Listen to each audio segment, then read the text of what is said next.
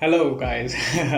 So today we are going to talk about a book that I just finished reading just like couple of hours ago, and that book is called Elatsoe by Darcy Little Badger. And today I'm going to be eating a vegan pizza while I talk to you guys. Also, I've got the trusty coffee with me, and let's get started. Cheers. So let me tell you the recipe of the pizza before we proceed further. Actually, there is no recipe. It's just a pizza base that I bought from a shop, and the ingredients did not contain any dairy or any animal product, so that was good. And mom made a pizza sauce, Indian style pizza sauce. I just put it on top of it and heated it in a pan. Put some tomato slices. That's it. It does really taste good. I have eaten it already, last night, so I'm going to eat it again for breakfast. Pizza for breakfast is such a luxury.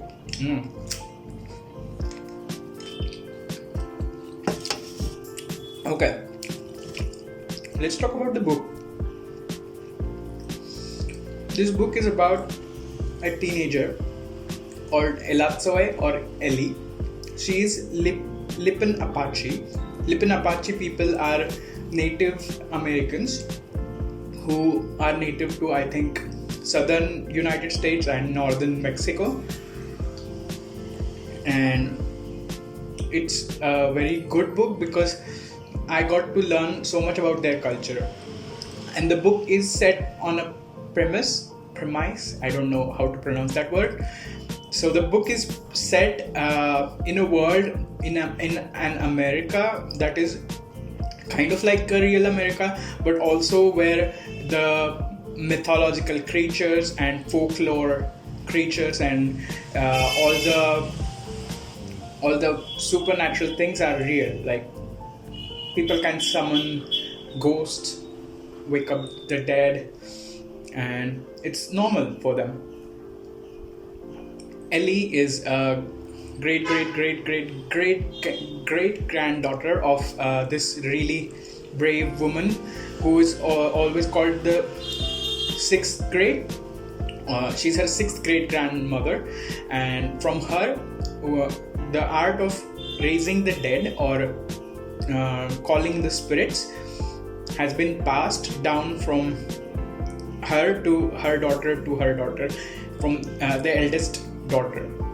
I like the first point that I like about this book is it's a YA, young adult fantasy novel, and the hero is not a boy, it is a girl who is a 17-year-old girl. She has all the attributes that a young teen hero, superhero kind of generally has.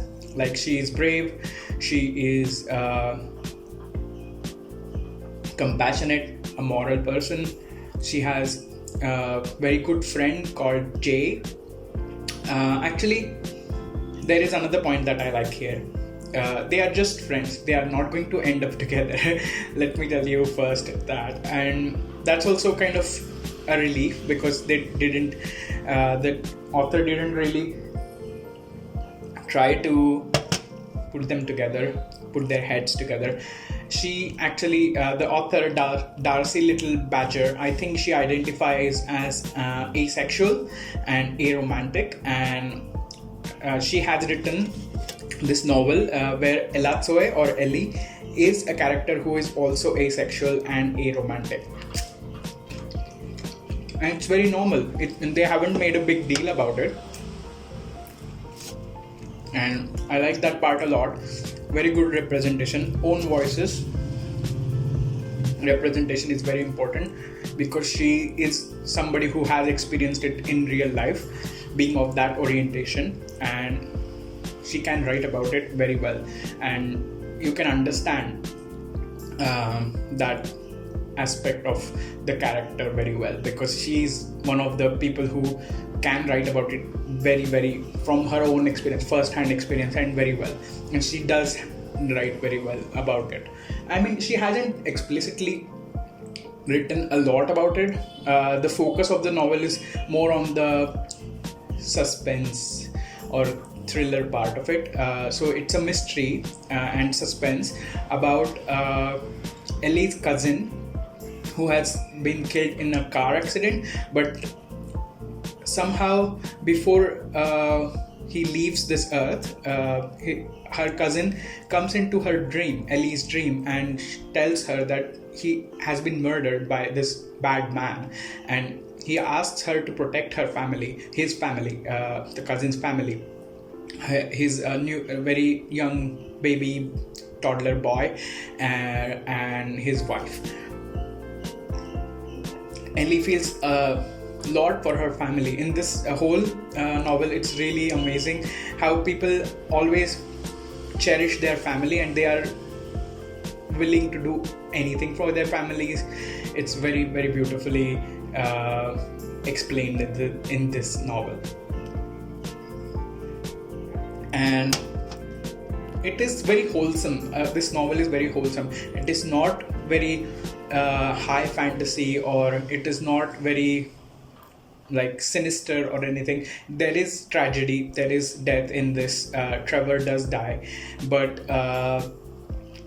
it's not like people don't accept his death. People, in their culture, you can understand how they are like so in tune with the nature, like dead, alive, it's people or it's animals. This is another point I really loved about it. There is a very, very cute dog in it, Ellie's best friend, and his name is Kirby, and he's an English Springer Spaniel, I think, and it's adorable. Their friendship is adorable, and he's a ghost dog actually. He dies when he's 12 years old, but Ellie, when she learns how to raise the dead, she calls him back from the dead. And the ghost dog, he's there to protect her at every step of the way. It's so good. The love for animals that Ellie has, or in general all the characters have, is amazing. The power of animals and the friendship between animals and humans, or there are even people who are like animal human kind of fusion. Very strong bond between them as well. Let me check if this is recording. I'm a little insecure about it. No, it's recording. So the bond is very strong between animals and human beings, and it's really great to see that. And how subtly they mention like vegan burgers, plant-based meat options, plant-based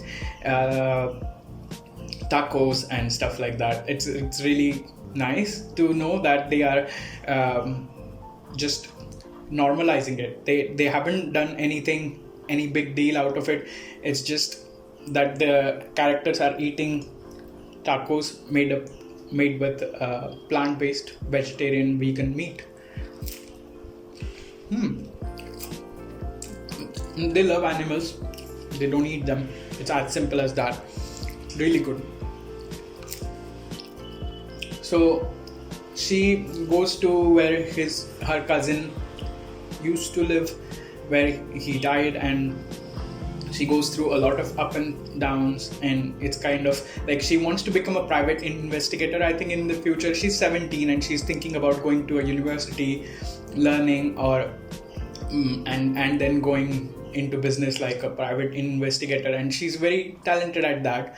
And her friend Jay is also very good at that, and both of them team up, and they try to solve the murder and try to get to the root cause of it. Like why would somebody randomly murder her cousin? They get to the root of it, and along the way we learn a lot of stories, and they're fascinating.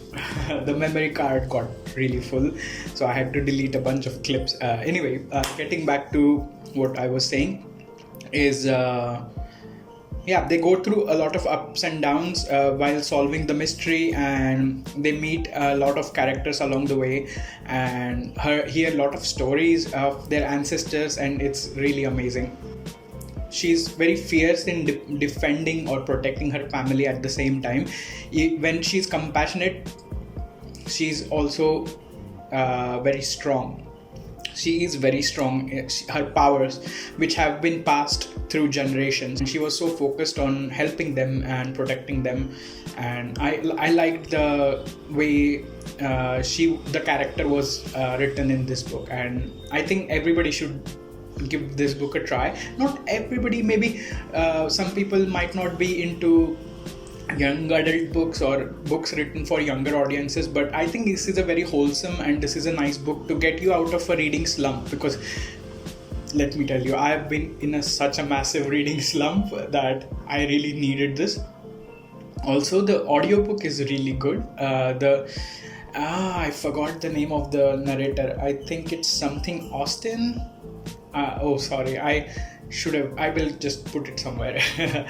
So the narrator does a very good job as well, and you get to learn a lot. And it's a feminist book, I think, because the genre is generally dominated by male protagonists who are brave and teens and going on an adventure, and most of the times it falls into the tropes of romance and like kind of forced romance kind of things. This book doesn't have that problem. It's very like feminist in that way, where even the powers, generally all the women in the family have powers in Ellie's family, and it's not a big deal. It's not made a big deal about it. I think the subtle way in which all these things are included in this book, all the different aspects which are, I think, little more make more sense, like as an to have more equality in this world. They are just normalized here. Veganism, check. Feminism, check. Compassion towards animals and other people, check.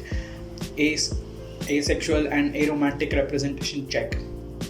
Amazing. I really like this book, and I think you should give it a try, and let me know if you give it a try. Also, let me know if you know any similar sounding books that I might like, if I like this book. And I'll see you in the next video. Bye bye.